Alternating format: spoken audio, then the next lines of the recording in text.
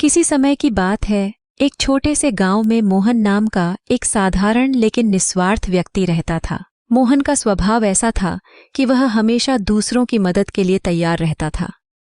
उसके मन में किसी के प्रति द्वेष नहीं था और वह किसी भी तरह की मदद के लिए अपनी मेहनत और समय की परवाह किए बिना लोगों की सहायता करता था। गांव के लोग भी मोहन का बहुत सम्मान करते थे, क्योंकि उन्होंने कभी उसे किसी के लिए बुराई करते नहीं देखा था।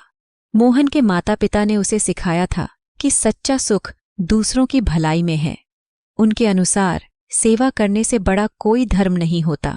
मोहन इस सीख को अपने जीवन में गहराई से उतार चुका था। गांव में किसी के घर अगर कोई बीमार होता तो मोहन बिना बुलाए मदद करने पहुंच जाता। अगर किसी किसान को फसल बोने या काटने में मदद चाहिए होती तो मोहन अपना सारा काम छोड़कर उसकी सहायता करने पहुंचता। एक बार गांव में बाढ़ आ गई और बहुत सारे लोगों के घर और खेत तबाह हो गए।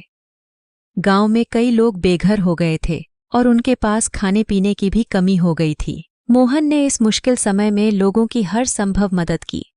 उसने अपने घर का अनाज जरूरतमंदों में बांट दिया और जिनके घर बाढ़ में बह गए थे उन्हें अपने घर में ठहराया। यहाँ तक कि मोहन ने अपनी थोड़ी सी बचत का भी उपयोग गांव के लोगों के लिए किया। उसने हर परिवार की जरूरतों को पूरा करने का हर संभव प्रयास किया और किसी भी प्रकार का त्याग करने से पीछे नहीं हटा। कुछ वर्षों बाद मोहन के परिवार पर एक कठिन समय आ गया। उसके माता पिता का देहांत हो गया और मोहन के पास अब उस प्रकार की आमदनी भी नहीं थी जैसी पहले थी।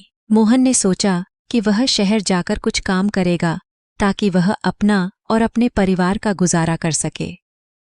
शहर में नौकरी ढूंढने के प्रयास में मोहन को कई बार निराशा हाथ लगी और उसने बहुत कठिनाइयों का सामना किया। उसकी हालत धीरे धीरे और खराब होती गई और वह बेहद तंगी में जीने लगा।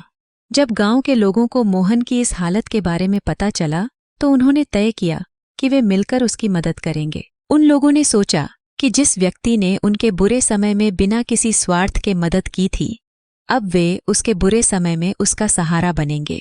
गांव के सभी लोगों ने आपस में पैसे इकट्ठा किए, अनाज और अन्य आवश्यक वस्तुएं जमा की और शहर जाकर मोहन को यह सब सौंपा। मोहन को इस बात पर यकीन नहीं हो रहा था कि लोग उसके लिए ऐसा करेंगे। वह बहुत भावुक हो गया और उसकी आंखों में आंसू आ गए। गांव के एक बुजुर्ग ने मोहन से कहा, बेटा, यह तुम्हारी निस्वार्थ सेवा का ही परिणाम है। तुमने हमारे लिए बहुत कुछ किया है और यह हमारी जिम्मेदारी बनती है कि हम तुम्हारे कठिन समय में तुम्हारा साथ दें। सेवा का फल कभी व्यर्थ नहीं जाता और आज हम सब तुम्हारे लिए वह फल बनकर आए हैं। गांव वालों की मदद से मोहन ने धीरे धीरे अपना जीवन संभाल लिया। उसने शहर में एक छोटी सी दुकान खोली और मेहनत करके अपने पैरों पर खड़ा हो गया। मोहन ने महसूस किया कि सच्चे सेवा भाव से किए गए कार्य कभी बेकार नहीं जाते। सेवा का फल देर सवेर जरूर मिलता है और वही लोग जिनकी उसने निस्वार्थ भाव से मदद की थी अब उसका सहारा बन गए थे। यह कहानी हमें यह सिखाती है कि निस्वार्थ सेवा का फल हमें किसी न किसी रूप में अवश्य मिलता है। सेवा का महत्व न केवल हमारे जीवन में बल्कि हमारे समाज में भी अति महत्वपूर्ण है। जब हम दूसरों की मदद करते हैं तो कहीं न कहीं वही अच्छाई हमारे पास लौटकर आती है।